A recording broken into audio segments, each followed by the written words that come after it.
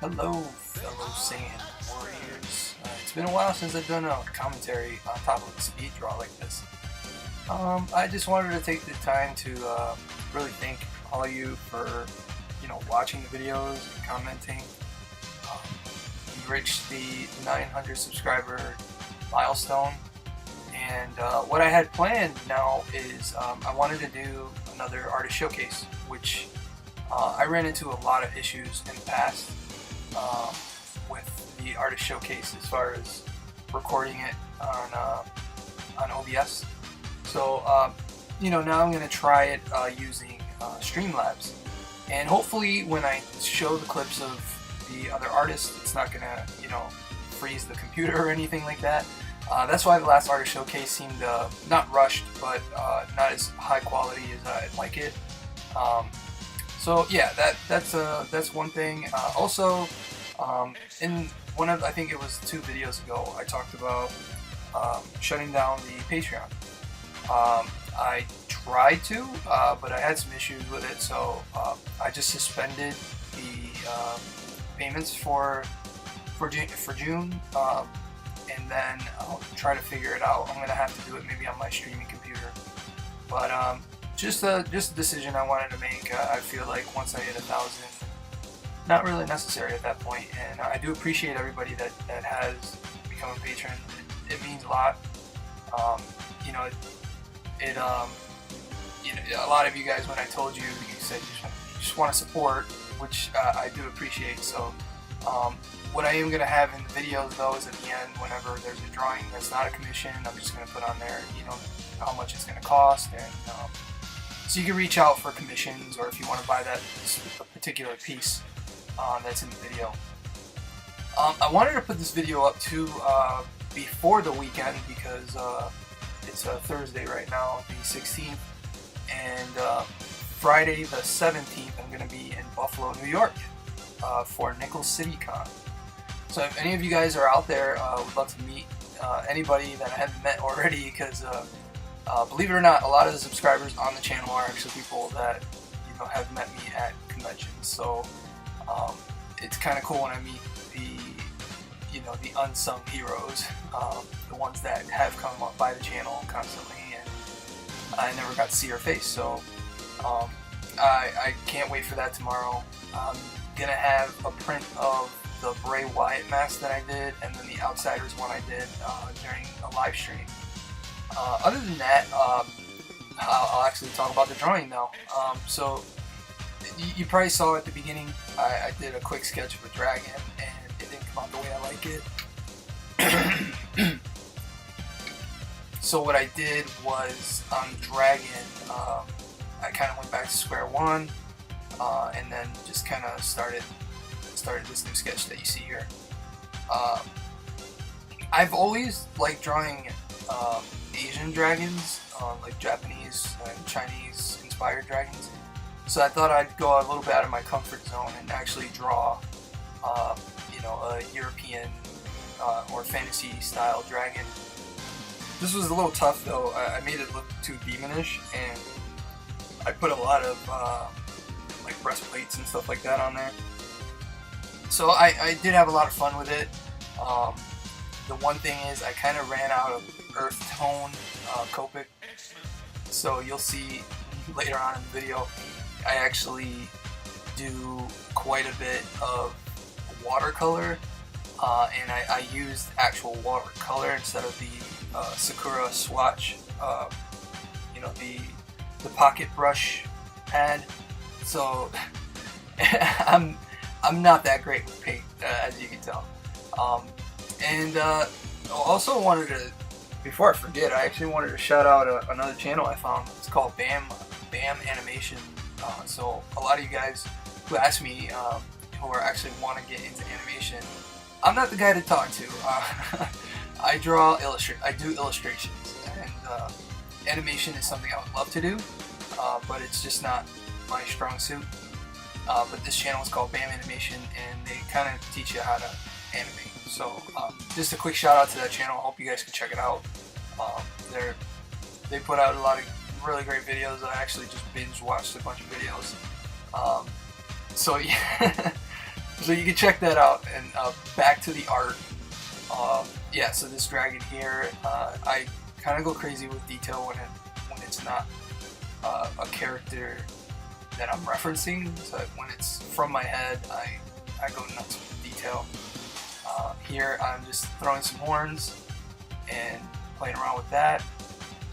And I do, I don't know, you'll notice it here in the video, but you'll see I do quite a bit of passes with the Micron. The reason for that is you can't see it in the video, but I bought these 2 Micron pens from the art stop, and when I got home, they both had bent tips. So that's my fault. I should always check the pens that I buy. I made that mistake. I didn't look. So I kind of had to play around with this bent tip because I used this is a .01, but earlier on I was using a .005, and they're really fine lines, so they bend very easily. I guarantee you it was just someone who was just trying them out in the store and just bent them just a little bit. Anyways, to make a long story short,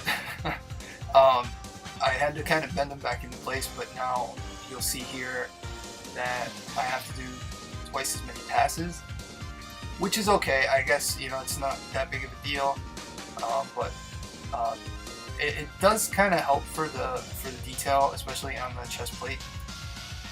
And I will go over later on again. So you see, I keep making more passes there, and a lot of the wing is where I struggle with the pen. It's just a pain. Another little tip too, no pun intended. If you're having this issue where the pen tip is bent, bending it into place can be kind of bad for the tip, so I wouldn't recommend that. I would just bend it as you're drawing, so you're kind of moving it back into place. Momentarily there I switched to the Copic multi-liner that I replaced in the pen surgery video, so you can actually check that one out in the playlist. But yeah, here I'm going with the new Sakura brush that I have. I'm really digging it. It's not as opaque as I would like, opaque being the darkest black you can get. It's kind of a faded black, so I haven't really been using it for lining. I've used it more for filling in spots like that. It's weird watching this fast forward because on the computer when it renders it jitters. So the way you watch it, that you're gonna watch it as I'm talking, is different from the way I'm looking at it. So it's actually skipping frames on my end. But you'll see here for the wing, I'm using the actual fine tip on that pen, and it's just not as thick as I would like it to be. So I have to go over with a pen later just to get it darker, especially because you don't want to lose the image in the front, which is the dragon's face.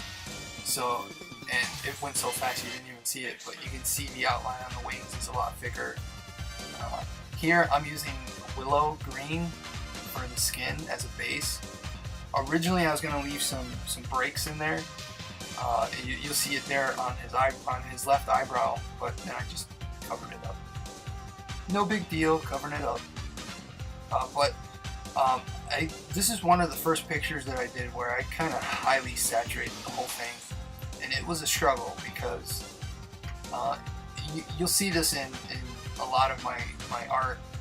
Is I'll try to pick really contrasting colors, colors that will make the other one work in tandem. So a contrasting color would be, you know, your green and versus your red. Here I didn't want to use red, so I went yellow instead, which does get lost in the green. But then I'm going to throw in a little bit of orange here in a bit. I'm just laying down flats on the whole piece though, just so that I know where to work from there. And then for the breastplate, it's more of the scales, but I call it breastplates because they kind of look like knight armor. But there I used, I believe it's a soft violet. That's one color I have trouble seeing. So I go with the cap, figure what the cap says. And then here I use the putty or clay. Yep, that's putty. YG61 is putty. And then I made the wings the same color. So I figured the wings are the same as the skin tone, so I use that same skin tone to color it in. But yeah, this was, I call it my palette, my palette cleanser, because the past few days I've just been doing nothing but wrestling art. And I love wrestling, don't get me wrong, but when you do one type of subject a lot, it's nice to go back and just do something completely out of left field. And like I said earlier in the video, I've always wanted to give a shot and try something out of my comfort zone, and Oriental dragons have always been in my comfort zone, so I wanted to be like, oh, let me try, you know, medieval fantasy dragon. And he still came out in kind of Oriental style, so you know, my style is always going to be that. I am a child of anime, so I've been watching anime and even American cartoons from the early 80s and early 90s was drawn in Japan. So that style has stuck with me, and I guess it carries over to my art style. But I had a ton of fun doing this one. It was a struggle, like I said. I mean, it's not, you're not going to learn anything if you don't really push yourself. And I like pushing myself. I like to say that once you do art professionally, it's like being a black belt. And a martial artist knows black belt is the beginning of your martial arts. It's not the end. So here, whenever I find something that is a struggle, something new, I'll try it, I'll give it a shot. If I stink at it, I'll keep trying it. And I'm not going to give up. And that's one thing I always tell, you know, students or just kids at conventions that ask me, you know, what do I do? I don't like giving them that boring, oh, just practice. Because you can draw all day, you can practice all day, you're not going to get any better. I always tell people to get out of their comfort zone. Draw a banana or draw something from real life. If your shtick is cartoons, draw something real. If your shtick is real, then draw a cartoon. Getting out of that comfort zone is one of the biggest things for growing. And for the longest time, all I wanted to do was draw monsters. And to me, it felt really stagnated. So it wasn't until I'm like, let me draw women, or let me draw, you know, a monster that looks the anatomy is correct. And then I started feeling a lot more comfortable. And then when I went back to draw what you know, my main forte, things came out a lot better. So that's the thing, is getting out of that comfort zone. And this can go to any profession. You know, if you're a video game developer, I guarantee you that if you're making a bunch of mobile games, maybe you'll have more fun doing, you know, making an RPG. I don't know. Find your palette cleanser. And here's where I'm talking about where I'm actually using watercolor paint tubes. You can see one tube there in the corner. They are very messy, very messy. Wow, it was not this fast when I did this. It was so much slower because it doesn't flow like a marker, and just getting that comfort zone down. Like I said, I am a noob when it comes to painting. And it'd be nice if I could get better at it. Maybe I'll take a class where I teach for watercolor. I'm always open to learn. I mean, that's one of the big things. You got to be open-minded and really be able to be susceptible to learning, because you're never going to get good if you're closed-minded.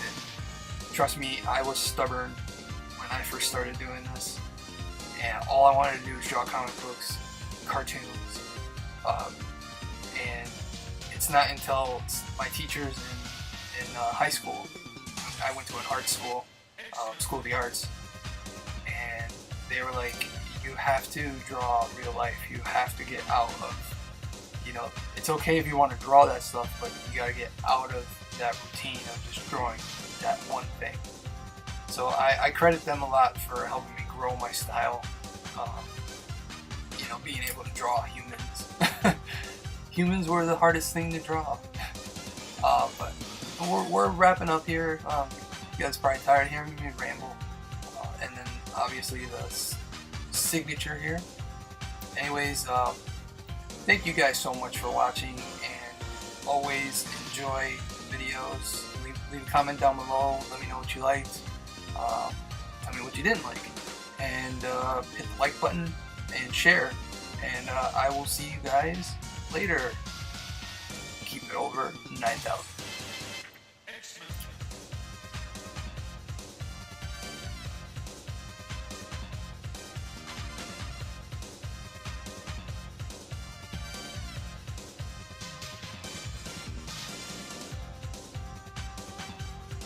Get ready for the next battle.